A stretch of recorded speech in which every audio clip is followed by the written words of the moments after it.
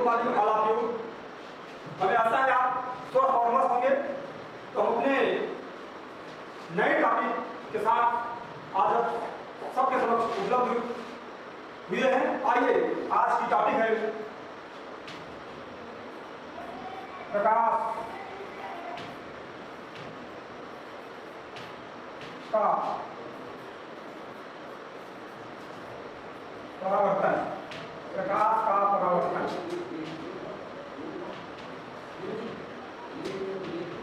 Reflection of light, reflection of light, प्रकाश का परावर्तन किसे कहते हैं, इस बात पे हम लोग चर्चा। आइए मेरे साथ थोड़ा आप लोग पेन कॉपी लेकर बैठिएगा और नोट करिए। देखिए, ये कोई पृष्ठ है जिसको हम लोग परावर्तक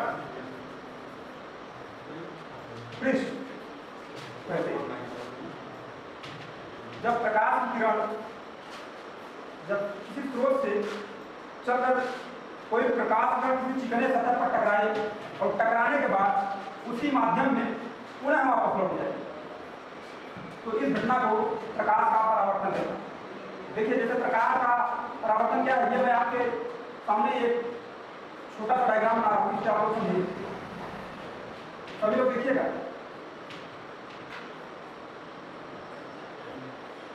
देखिए, ये चिकना सरफेस है, इस पर जो प्रकाश परावर्तन की जो घटना हो रही है, जब सतह चिकना होगा तो यह परावर्तन नियमित परावर्तन कहलाता है।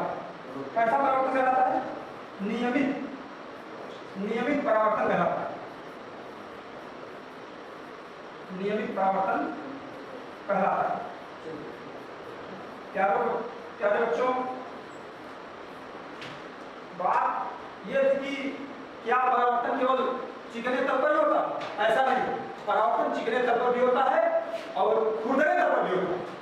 बस फर्क थोड़ा सा है कि चिकने तल पर जो परावर्तन होता है वह नियमित परावर्तन होता है। और आते हैं आपको मैं अगला जो बताना चाहता हूँ, अगर तल खुरदरा हो जाए, रफली हो जाए, तो उस पर जो परावर्तन होता है वह परावर्तन अनियमित होता है। कैसा होता है? अनियमित। खुरदरे तल पर परावर्तन अनियमित होता है और चिकने तल पर परावर्तन नियमित होता है। प्यारे बच्चों, आप सबको परावर्तन की घटना समझ आई होगी। तो आइए मेरे साथ एक छोटी सी डिफिनेशन सब लोग मिलकर लिखते हैं, देखते हैं। तब तक हम भाइयों को भाई साहब से व्यक्तित्व कर देते हैं और हम लोग देखते हैं डिफिनेशन। देखिएगा,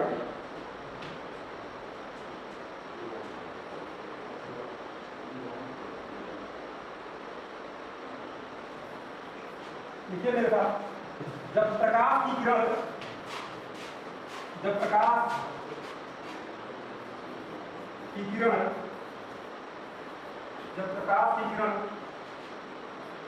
किसी चिकने तल पर पड़ती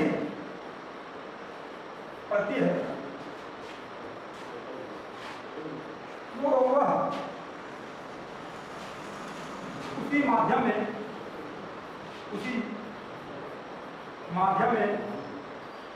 पुनः वापस लौट जाती।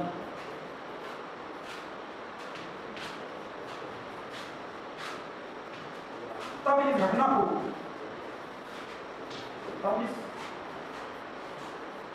को प्रकाश का परावर्तन कहते हैं। प्रकाश का परावर्तन कहते हैं। प्यारे बच्चों, आप इस डिफिनेशन को कॉपी में नोट कर लीजिए और हमें उम्मीद है कि आपको ये डिफिनेशन समझ में आया। अब इसका कुछ एग्जाम्पल है, समझिएगा। प्रकाश की परावर्तन की घटना जो होती है हमेशा चिकने तल पर ही मानी जाती है। और जैसे हम लोग एग्जाम्पल में समझते हैं कि जो समतल धरा होता है उसमें जो हम अपना चित्र देख पाते हैं ये परावर्तन के कारण ही संभव होता है। अगर मैं इस कॉपी को देख पा रहा हूँ, इस रजिस्टर को देख पा रहा हूँ, इसमें लिखी हुई चीज़ों को पढ़ पा रहा हूँ, तो कारण यही है कि जब मेरे आँख से प्रकाश की किरण निकली, जैसे उस वस्तु पर पड़ी, उसके बाद टकरा कर वापस लौटने के बाद हमारे आँख में रेटिना पर पड़ती है और रेटिना प्रतिबिंब बनाता है, जिसे हम लोग समझ जाते हैं, पढ़ जाते हैं, मेरा मस्तिष्क पढ़ लेगा। तो जब तक परावर्तन की घटना नहीं होगी तब तक हम किसी भी वस्तु का ज्ञान नहीं समझ सकते, नहीं उसका नामकरण कर सकते, न उसको बता पाएंगे। तो सतह जितना चमकदार होगा परावर्तन उतना बेहतरीन होगा। जैसे आप ध्यान दिए होंगे कि एक एग्जाम्पल और छोटा सा है कि हम लोग शर्ट को प्रेस करते हैं। प्रेस इसलिए करते हैं कि सतह चिकना हो। जैसे ही कोई आदमी हमारे शर्ट पर नजर पड़ती है तो प्रकाश किरणें तेजी से रिफ्लेक्ट होती है तो हमको लगता है कि इसका कपड़ा बढ़िया है। ऐसा नहीं, कपड़ा तो बढ़िया होगा लेकिन प्रकाश के परावर्तन के कारण हम उसकी तरफ ध्यान जल्दी दे पाते हैं। तो इस घटना को प्रकाश का परावर्तन कहते हैं। आइए आगे की जो टॉपिक है उस पर हम लोग थोड़ा और डिस्कशन करते हैं। जैसे परावर्तन का नियम क्या है, तो हम आपको परावर्तन का नियम बताएं। प्रकाश के परावर्तन का नियम, प्रकाश के परावर्तन का नियम, प्रकाश के परावर्तन का नियम। देखिए हम आपको बोले हैं कि जब किसी प्रकाश स्रोत से चलकर आती है, आने के बाद किसी चिकने सतह पर टकराए और टकराने के बाद किसी माध्यम में वापस लौट जाए, तो इस घटना को प्रकाश का परावर्तन कहते हैं। और जिस तल पर प्रकाश किरण पड़ती है उस तल का नाम होता है परावर्तक तल। क्या होता है? परावर्तक तल। प्यारे बच्चों, जो किरण तल पर पड़ती है उस किरण का नाम होता है आपतित किरण। क्या नाम होता है? आपतित किरण। उस किरण का नाम होता है आपतित किरण। और आप आगे समझिएगा, जो किरण टकरा कर उसी माध्यम में वापस लौट जाती है उस किरण का नाम होता है परावर्तित।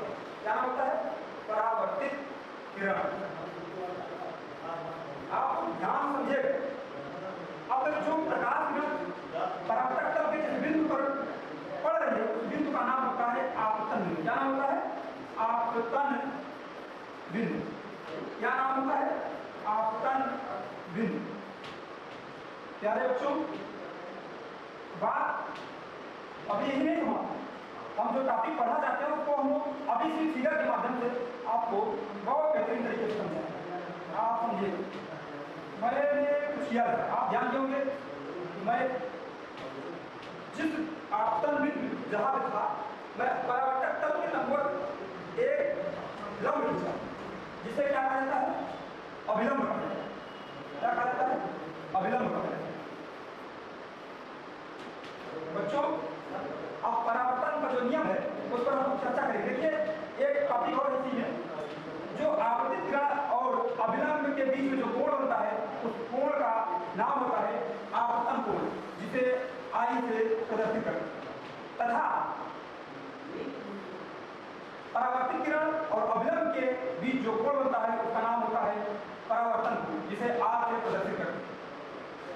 तो हमें उम्मीद है कि आपको आपतन कोण की परिभाषा और आपतित किरण किसे कहते हैं, परावर्तित किरण किसे कहते हैं, परावर्तक तल किसे कहते हैं, आपतन बिंदु किसे कहते हैं, अभिलंब किसे कहते हैं, समझ गए। तो अब आते हैं ये जो हमारा मुख्य टॉपिक है, प्रकाश के परावर्तन का नियम क्या। तो पहला नियम आप आइए, पहला नियम देखिए मेरे साथ, जुड़िए और समझिएगा। थोड़ा सा बस थोड़ा समझना है, सबको समझना है। थोड़ा सा एडजस्ट कर लेते हैं।